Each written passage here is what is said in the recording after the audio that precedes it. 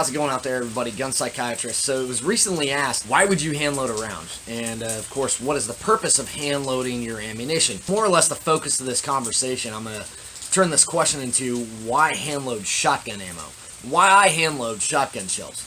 Because number one, I'm not going to really say the accuracy factor because it's a shotgun. You're not going to have a lot of accuracy out of a shot. I mean, you're going to have accuracy, but you're not going to split hairs on a cat with a shotgun. You're going to pretty much turn it into mush.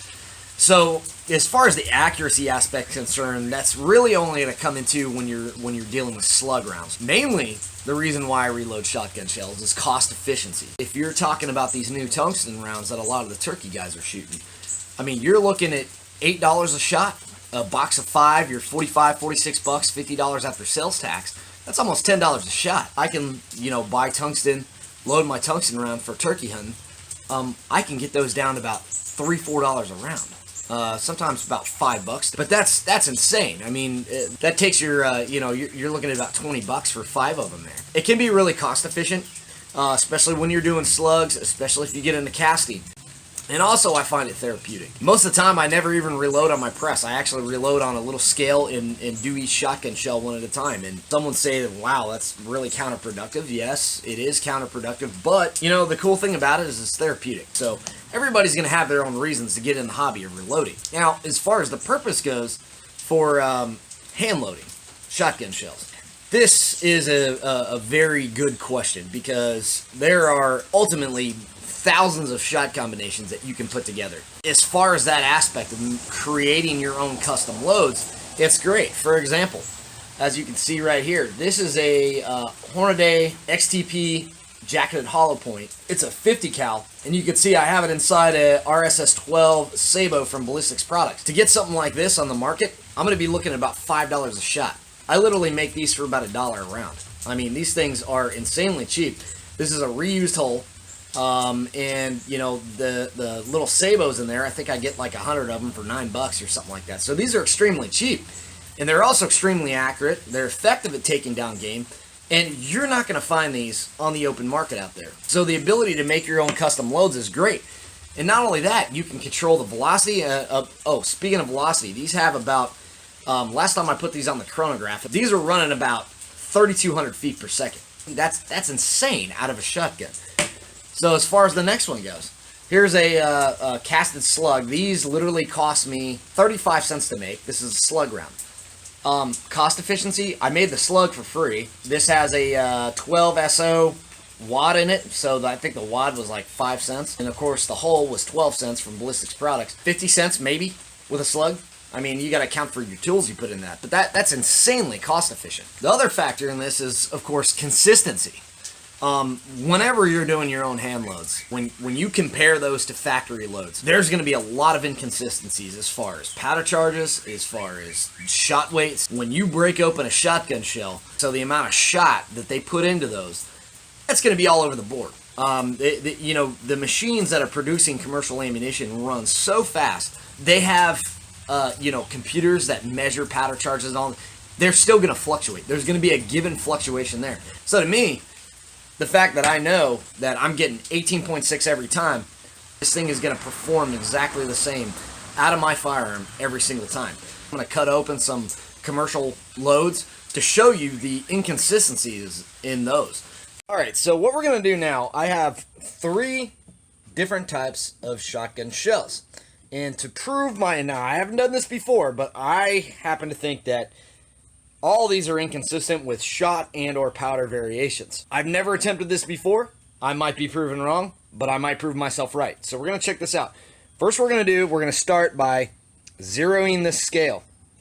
I have a 100 gram weight here. We're going to go ahead and put it in the calibration mode. I'm going to drop the weight on here. As you can see, it's all flashing. Pass. It is calibrated. Now we're on grains. Of course, you can see that. The scale is very sensitive. What we're going to analyze each shot. This is my powder cup, 123.4. Go ahead and tear that out. Go ahead and dump the contents out into this. Our scale's still on. There we go.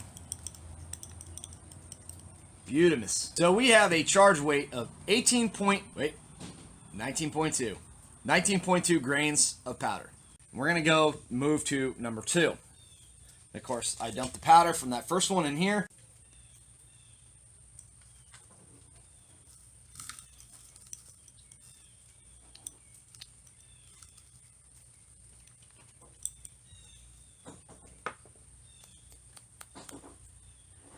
So now we're running 19.4, 18.8,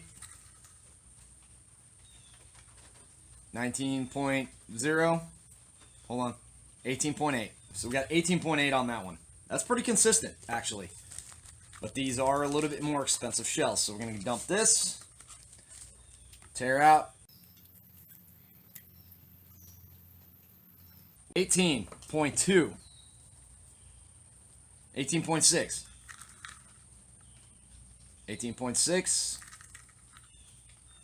18.4. Okay, so that's a little bit more inconsistent. Again, these machines are running very fast. We're on ounces. We're going to tear this out. Teared. Okay, we're going to measure the shot. So the first shell combination is this one. 1.171. So 1 1/8 ounce is 1.125. Make sure we're zeroed out. We're going to go to the second one. 1.134. That's number 7 shot. Okay. 1.143. Shot has a lot more inconsistencies, but this is actually really decent ammunition. So the level of quality control that goes into this stuff is going to be a lot better. So now we're going to move on to these Federals. These are, I believe these are called Top Flights. They were a pink edition that went out for breast cancer awareness a few years back. So we're going to make sure we're teared out. We're on grains. See what powder charge we're getting on these. 16.4. And then one thing I wanted to make note of on both these Federal wads, because we have some buckshot from Federal. Look at the wad column. Now you got a nice, gas surface on the bottom of the wad, but it goes into this cutoff thing here. And these shot cups are really interesting. Let me show you a shot cup. Look at that.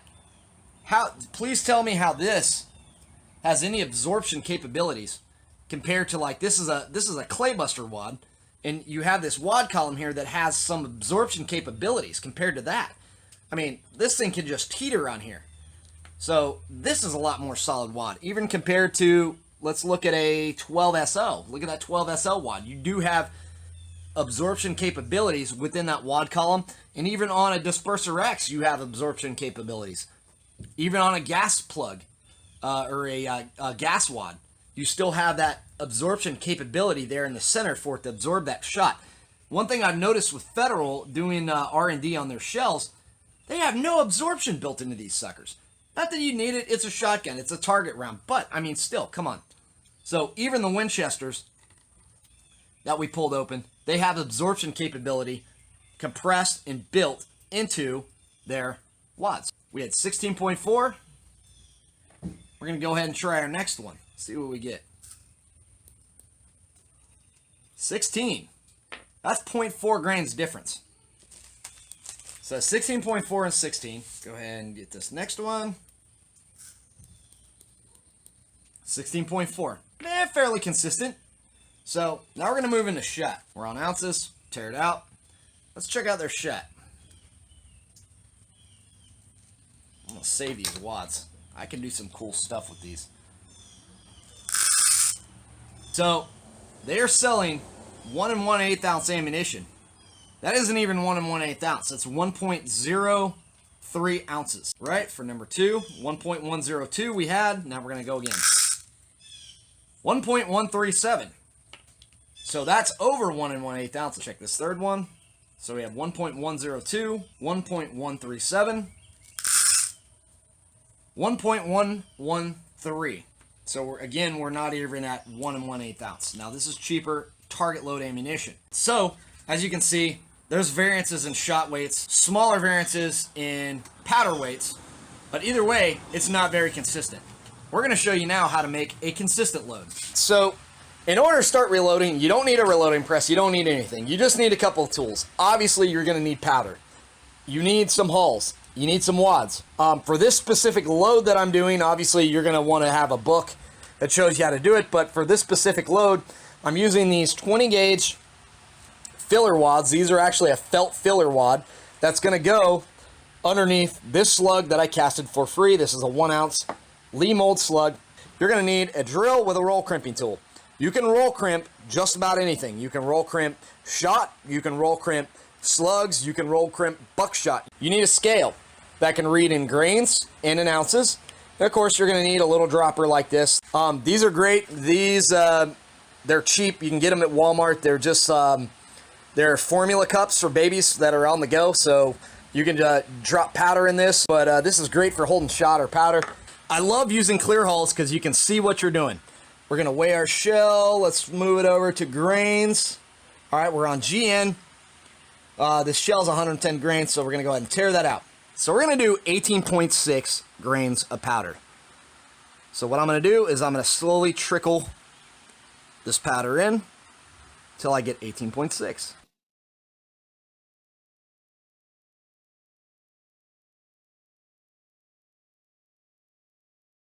18.4.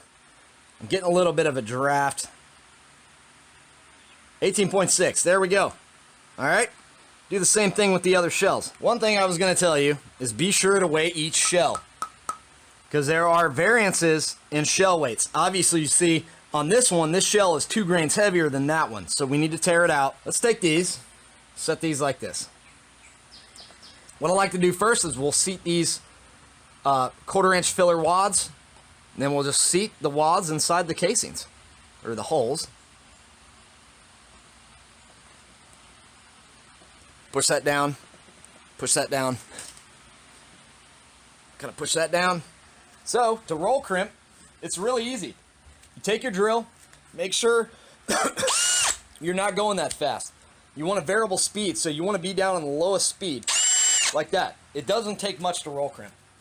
So all we're going to do, set this on there and let it spin. Now as you roll crimp more, this is going to get hot, so you can't go as fast.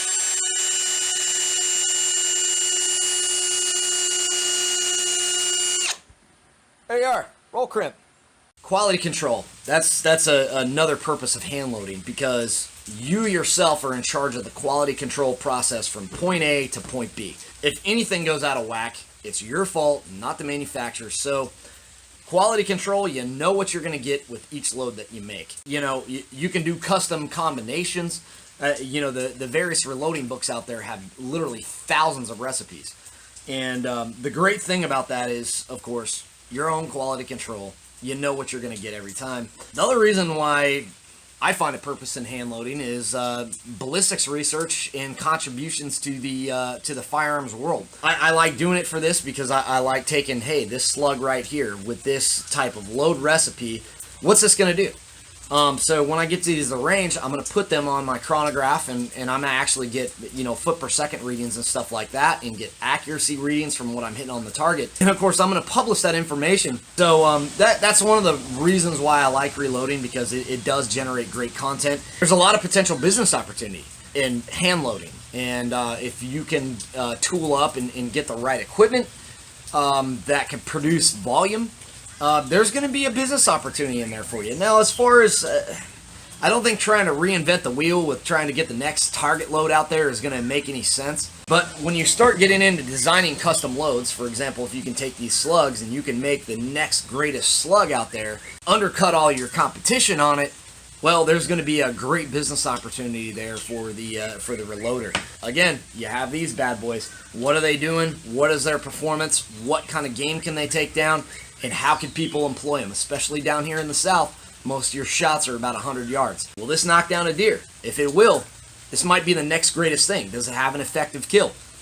There's a lot of variables that go into that. But by doing these yourself, especially if you can get them on a machine with the proper tooling to get consistent accuracy every time, you're going to have an outstanding product, especially with the affordability of it. You can go in and undercut the market, thus presenting a great business opportunity. That's my take as far as why I hand load shotgun shells. Please do check out our channels on YouTube and, of course, on gunstreamer.com.